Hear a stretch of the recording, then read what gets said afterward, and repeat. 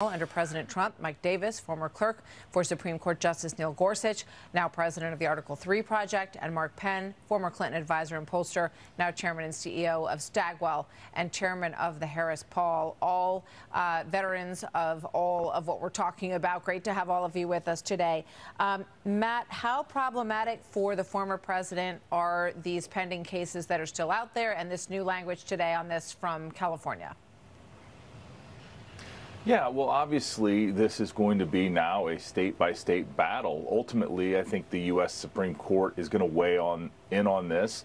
But, you know, what happens is you're going to have other states consider this and potentially rule in the opposite and find the complete contrary to what is being said by the Colorado Supreme Court. And I think, you know, a lot of Americans are asking themselves about the rule of law right now. And do we have it? Or is it just these black-robed, unelected folks that can just decide without procedural due process, like you said, that President Trump has never been found guilty or even charged with insurrection, but somehow he's ineligible in Colorado because 4 judges out of 7 said he was. And I think that's very concerning. And as someone that, you know, stands for the rule of law and procedural due process, I think this is an outrageous result. And I think it's going to, you know, but again, it's going to be a lot of litigation between now and November. Boy, the lawyers will be happy. Mike Davis, let me bring you in here. The former president's been charged with a lot of things, 91 counts. None of them are counts of insurrection, but they have decided that he is guilty of that in Colorado. Lots of members of the media have decided that as well. Well, of course, this is what should happen. Many of them saying, a lot of them are lawyers, by the way. What do you think happens next with the Supreme Court on this, Mike?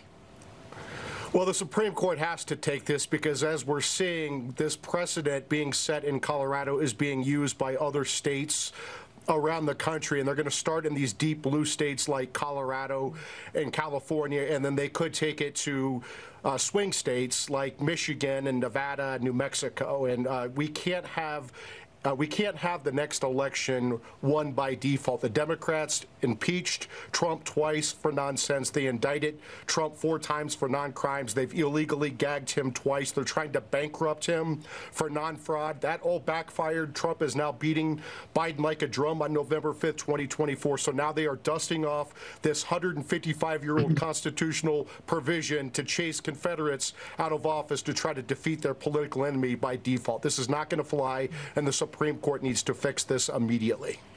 Mike, just real quick, if they determine that it is not a valid contention under the 14th Amendment in the U.S. Constitution, does that negate further litigation on the part of these states, or can they just keep going at it? The case law is very clear from 155 years ago. The only way you can disqualify an office holder in the United States under Section 3 of the 14th Amendment is Congress passing a federal criminal statute, which Congress did in 1869, charging that office holder under that federal criminal statute with a federal grand jury, evidence beyond a reasonable doubt, federal jury finds them unanimously guilty, a federal judge convicts, and that federal conviction is upheld on appeal. That is the only way you can disqualify.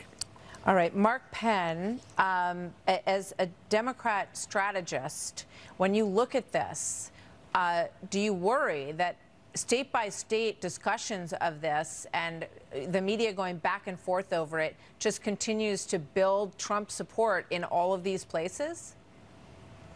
Yeah, no, I think overall, I think this can play out as a boomerang because it's not as though Trump did something additional that we don't know that he's suddenly being charged with. He's being taken off the ballot. And, you know, voters in America, they like to make their own choices. They don't like to be told what to do and who they can vote for. And so I think this is a very precarious area here. I think both for the Democrats because of the potential boomerang, and for the country. The Supreme Court has to act quickly like it did in Bush v. Gore and these other situations and not let this fester and go out of control. Yeah, it's going to be interesting to watch the time frame on that. Here's Nikki Haley speaking as one of the other people who would like to get this nomination. She doesn't want to get it this way, though. Watch this. I don't think President Trump should be president. I think I should be president. I think that would be good for the country. Having said that, I will defeat him fair and square. No judges need to decide who can and can't be on the ballot. That is completely wrong. So, Matt, what do you think is the impact on these other candidates and on the GOP race for the nomination?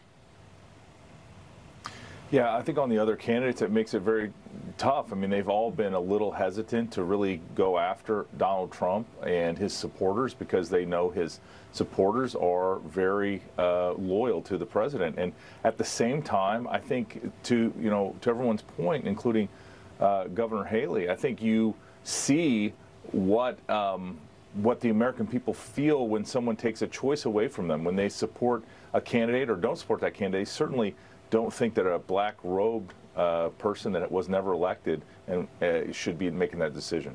All right, gentlemen, thank you very much, Mark, Mike, and Matt.